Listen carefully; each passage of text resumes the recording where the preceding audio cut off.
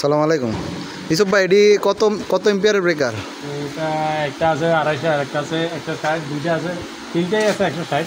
হ্যাঁ, আর এগুলো আছে? এগুলো একটা হচ্ছে 630, হ্যাঁ, আর 400 তিনটা, আর 320 দুইটা। আর মেনটা কত আছে এটা?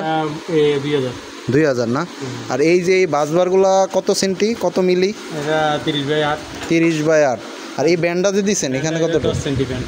10 সেন্টি। আর এটা হচ্ছে 7 সেন্টি, এখান থেকে 23 সেন্টি, 25, হ্যাঁ। তারপরে যাই 17.5। আচ্ছা, মানে এই পাশে রেডটা কত সেন্টি? এটা 7। আর মিডল? এটাও 7।